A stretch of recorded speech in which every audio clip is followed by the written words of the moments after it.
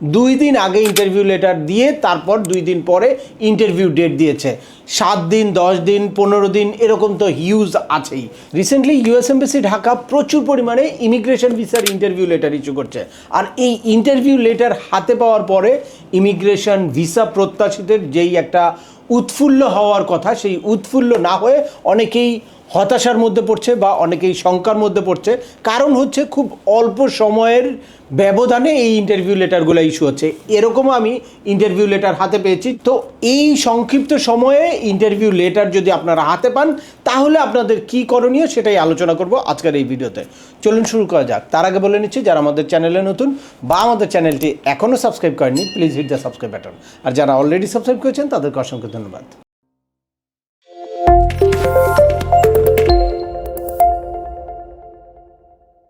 Welcome back. আপনাদের সাথে আছে আমি সেম আমিনুল বাহার। আমাদের এই চ্যানেলে ইউএসের ফ্যামিলি ইমিগ্রেশনের একেবারে I-130 পিটিশন ফাইল করা থেকে শুরু করে ইন্টারভিউর প্রিপারেশন পর্যন্ত huge step by step processing related video আছে। At the same time huge updated information আছে। আপনারা যারা যেই টপিক্সে ইন্টারেস্টেড দয়া করে ওই রিলেটেড সকল ভিডিওগুলো দেখবেন।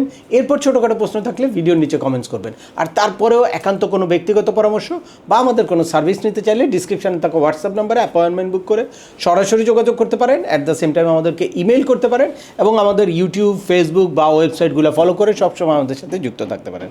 এনিওয়ে চলে আসি আজকের মূল আলোচনায়।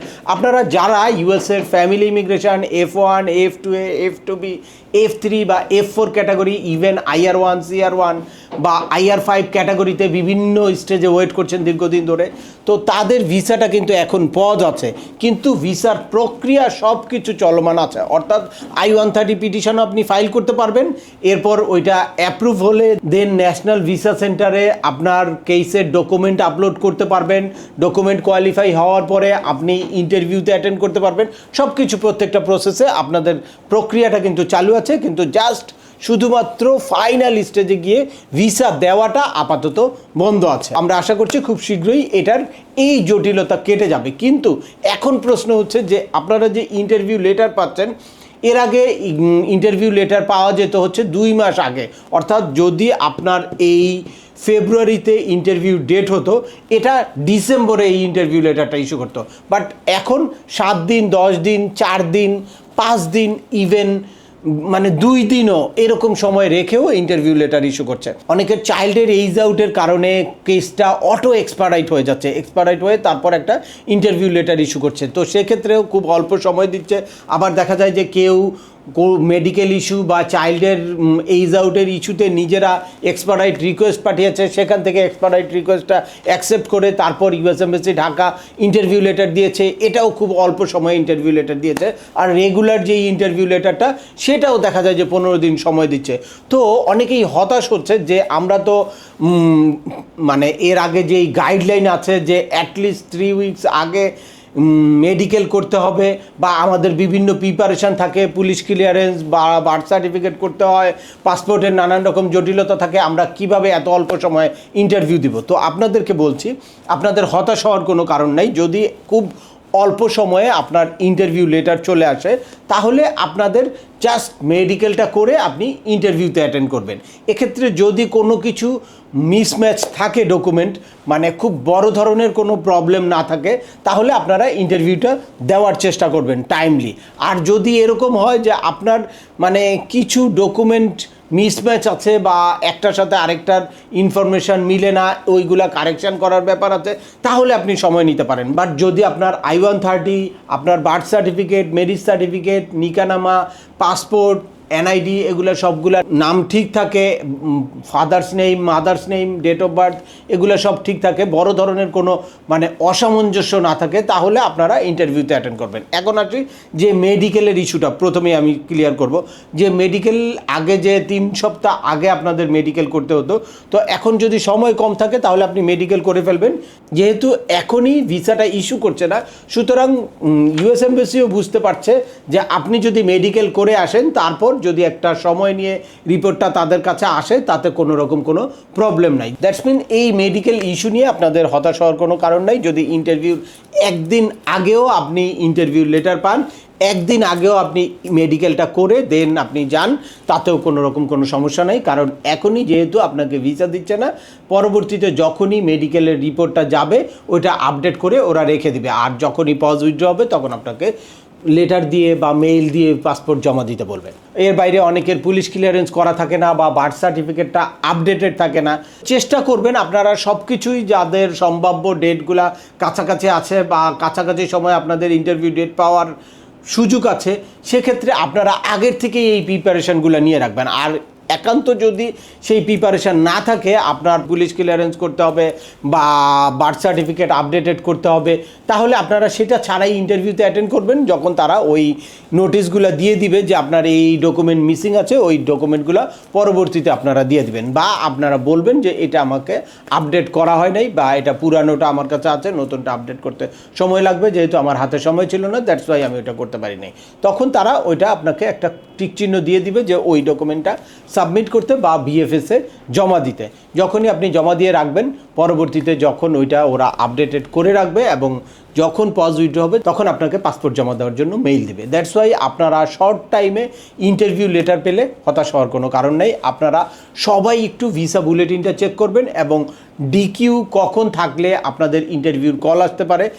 এই মুহূর্তে F1, F2A, F2B, F3 বা F4 ক্যাটাগরির 2021-এর অগাস্টে যারা ডকুমেন্ট কোয়ালিফাই হয়েছে তারা ইন্টারভিউ লেটার পাচ্ছে, এটা হচ্ছে রেগুলার প্রসেস। আর এর বাইরেও যাদের চাইল্ডের এইজ আউট হওয়ার সম্ভাবনা আছে তাদেরকে অটো এক্সপায়ার দিচ্ছে, বা দেখা যায় যে আপনারা কেউ যদি মেডিকেল কোনো গ্রাউন্ডে বা চাইল্ডের এইজ আউটের জন্য আপনারা এক্সপায়ার লেটার দেন, পাঠান, এক্সপায়ার করার জন্য রিকোয়েস্ট পাঠান, তার আগেও আপনাদের এই প্রিপারেশনগুলো থাকতে হবে, যাতে খুব শর্ট টাইমে আপনাদের মেইলগুলো চলে আসলে বা ইন্টারভিউ লেটার চলে আসলে আপনারা যাতে ইন্টারভিউ দিতে পারেন। শুধুমাত্র মেডিকেলের যে ইস্যুটা সেটা ওরাই কনসিডার করবে, যখনই আপনি মেডিকেল করে জাস্ট ইন্টারভিউতে অ্যাটেন্ড করলেই চলবে। দ্যাটস ওয়াই খুব সংক্ষিপ্ত সময়ে আপনারা যদি ইন্টারভিউ লেটার পেয়ে যান, তারপরেও হতাশ হওয়ার কোনো কারণ নেই। তবে অবশ্যই যদি আপনার পাসপোর্টে বড় ধরনের কোনো সমস্যা থাকে বা পাসপোর্টের সাথে বার্থ সার্টিফিকেট মিসম্যাচ থাকে, তাহলে আপনি ইন্টারভিউটা অ্যাভয়েড করে আপনি ওই ডকুমেন্টগুলো কারেকশান করে ঠিক করে তারপরে কিন্তু আপনাদের যেতে হবে। এর বাইরে চাইল্ডের এইজ নিয়ে কোনো যদি কনফিউশন তৈরি হয়, লাইক এরকম অনেকেরই দেখা যায় যে I-130-তে একরকম ডেট অফ বার্থ দিয়েছেন, আপনার পাসপোর্ট বা আদার্স ডকুমেন্টে চাইল্ডের মানে ডেট অফ বার্থ আরেকটা হয়েছে, তখন আপনাকে অবশ্যই এইটা যে তার রিয়েল ডেট অফ বার্থ এটা প্রুভ করার জন্য তার প্রিভিয়াস স্কুল সার্টিফিকেট বা তার মেডিকেল সার্টিফিকেট, অন্যান্য যত জায়গায় তার ডেট অফ বার্থ মেনশন করা থাকে, এই সকল অনেক হিউজ এভিডেন্স আপনার সাথে নিয়ে যেতে হবে। অথবা তারা কিন্তু কনফিউজড হতে পারে, আমাদের দেশে অনেকেই যেহেতু চাইল্ডের এইজ কমানোর জন্য ডেট অফ বার্থ চেঞ্জ করে, দ্যাটস ওয়াই ওইটা যে আপনি ইন্টেনশনালি করেন নাই এটা কিন্তু অবশ্যই প্রুভ করতে হবে। কারণ চাইল্ডের বার্থ ডেট অনেক বড় একটা ইম্পর্টেন্ট। যদি সেটা এরকম হয় যে ওই বার্থের ওই ডেটের এক বছর আগে পিছের কারণে আপনার চাইল্ডের এলিজিবিলিটি বা ইনএলিজিবিলিটি ডিপেন্ড করে, তখন এটা অনেক বড় ইস্যু দাঁড়ায়। তখন তারা মনে করে যে এটা আপনি ইন্টেনশনালি করেছেন। আর যদি এটা অনেক বেশি গ্যাপের মধ্যে থাকে তাহলে এটা বড় ধরনের কোনো ইস্যু হবে না। আর অন্যান্য জায়গায় কোনো কিছু যদি মিসম্যাচ থাকে সেটাও আপনি চেষ্টা করবেন কারেকশান করে তারপর ইন্টারভিউতে অ্যাটেন্ড করতে। আর ইন্টারভিউর আগে অবশ্যই কোনো এক্সপার্টের সাথে পরামর্শ করে যে আপনার প্রপার ফাইন্যান্সিয়াল ডকুমেন্ট আপলোড করা আছে কিনা।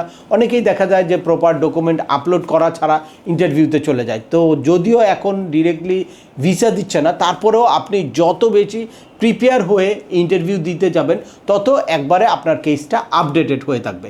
আপনি চেষ্টা করবেন সর্বোচ্চ প্রিপারেশান নিয়ে সকল ডকুমেন্ট কেসে আপলোড দিয়ে বা সকল ডকুমেন্ট বা সকল আপডেটেড ডকুমেন্ট সাথে নিয়ে তারপর ইন্টারভিউতে যেতে, এবং ইন্টারভিউতে আপনাকে কী ধরনের প্রশ্ন করতে পারে সেটার জন্য মেন্টালি একটা প্রিপারেশান নিয়ে তারপর ইন্টারভিউতে যেতে। তো আমার বেশ কয়েকটা ভিডিওতে ইন্টারভিউর প্রিপারেশান সংক্রান্ত হিউজ ইনফরমেশান আছে। তারপরেও আপনারা যার মাধ্যমে কেসটা প্রসেস করেন তার সাথে পরামর্শ করে বা কোনো এক্সপার্টের সাথে পরামর্শ করে আপনাদের ডকুমেন্টগুলো ঠিক আছে কিনা বা ইন্টারভিউতে আপনাদেরকে কী ধরনের প্রশ্ন করতে পারে, কিভাবে আপনারা কনফিডেন্টলি ইন্টারভিউটা ফেস করবেন সে ব্যাপারে একটা ক্লিয়ার ধারণা নিয়ে তারপরে আপনারা ইন্টারভিউতে অ্যাটেন্ড করবেন।